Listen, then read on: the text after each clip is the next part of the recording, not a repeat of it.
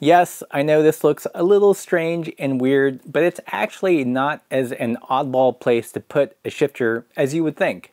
Many historical bikes have actually had shifters placed here on the seat tube. The question is, why did they do it and why am I doing it? So first off, let's talk about why historically some people have put a shifter here on the seat tube. One common use was to engage a dynamo.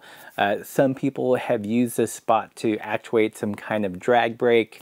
I found other examples where people use this area to shift a 3-speed Sturmey Archer hub. Probably one of the most common reasons people have placed shifters here in the past is because of what's known as demountable bikes. So basically travel bikes that were meant to split in half.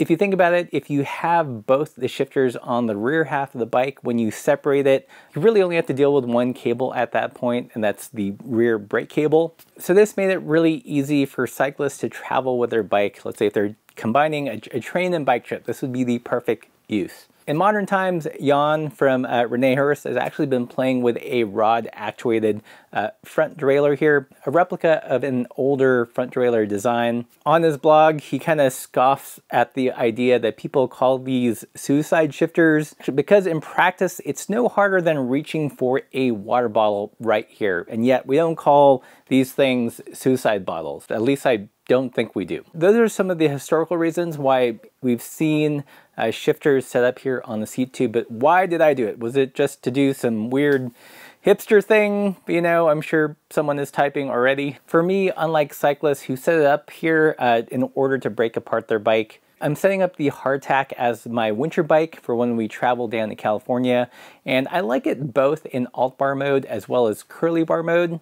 So I'm trying to make it as easy as possible to switch between two handlebars. I've got a whole separate handlebar and shifting system here ready to go. The bike uses a full cable housing, and by having the front derailleur actuated by a shifter that's mounted to the frame, that is just one less cable I have to deal with when swapping bars. So that's kind of one of the practical reasons. I know some of you are gonna ask, isn't it inconvenient? Aren't you always hitting your knee? I know it looks like that from a side profile, but once you're actually riding it, it's actually really easy to use and it doesn't go anywhere near my knee under normal circumstances. You can see from this shot here, there's just a ton of clearance and it's really a non-issue. Let's talk about the gearing for a second, because I think this is one reason why it works well for me. I really thought about the gearing on this bike, and I wanted gearing where I was in the big ring for about 95–98% of the time, and then I could shift into the low range when I was going up a hill with stuff, doing a mountain pass, all those things. So to my head, I wanted gearing where the shifting between the big and small chain ring was actually really infrequent.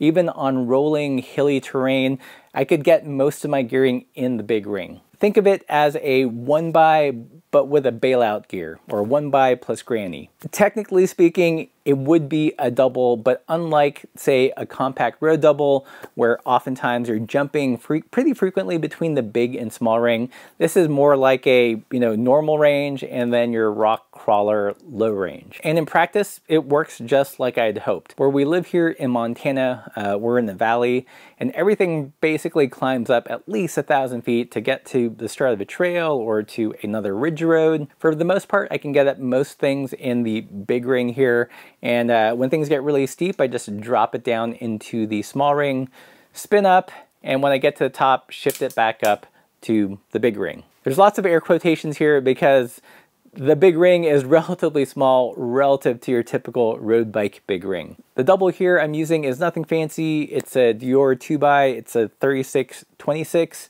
in the front, and the rear cassette is an 11/40. That gives me a high gear of about 88 gear inches. In regular English, if I were pedaling at my normal cadence in the highest gear, I'd be doing about 22–23 miles per hour, which I think is plenty for a high gear for me. On the low end, when it's at the 26/40, I get a low gear of 17.5 gear inches, which is super low, and I love it. You can climb really steep stuff with a load, no problem. You can do those long, steep climbs without going super deep anaerobic. I personally don't need those higher what I like to call aspirational gears that I might use like once a year. I definitely use the lower gears more, so that's why I've set it up this way. If you're wondering which rear derailleur I have, it's a $34 Sunrace derailleur, which not only works one by, I did set up as a mullet with a 11-50 and a 38 in the front, but also works reasonably well as a 2x rear derailleur. I get all of the gears in the big ring and the last half of the gears in the small ring. Again, those are just the low range climbing gears, so I don't have to access, you know, the small. That would just be dumb. I've been running this setup for the last couple weeks, and I have to say, I've been really pleased with it. You know, I thought I would do it as kind of a joke or some YouTube content, but I think it's legitimately good, and I'm just gonna leave it this way. I think it's a pretty elegant solution for a front derailleur that I don't use all too often, but wanted more convenience than just manually, you know, changing chains with your finger, which I did do for a number of weeks, and I practiced shifting with my foot, which worked okay until I got a derailleur with a clutch. So this does it without having to touch the chain with my hand or my foot, but it's still fairly manual. The shifter here I'm using is an old bar end shifter. It's actually the right shifter. I think this is an 8-speed shifter. And the bike didn't have a boss here for a shifter pod, so I found this Origin 8 clamp-on cable stop thing. I'll link it in the description below, and it works great. It works great. Pretty cheap hack. I've cabled it down directly to this Microshift front derailleur. I know that this is down pull for sure. I don't know if there's an alternative routing for up pull. So it just works this way. It's kind of ugly, but it works. I know there's been a lot of speculation as to what this was for, why I did it this way. Was it like a weight weenie thing? Was it actuating a dropper? No, nothing exotic. I just wanted to shift a front derailleur, and I didn't want to run it to the handlebars because this bike is going to have 2 bars over the winter, and I wanted to make the changes as quick as possible. So what do you think of this whole suicide shifter lever idea? Is it crazy? Is it nuts? Is it some weird Russ hipster thing? I'm sure you've already let me know in the comments below, and if you like this weird bike content, like, share, subscribe. Consider supporting the channel by joining us on Patreon or by picking up some stickers in the merch store. And as always, keep the supple side down.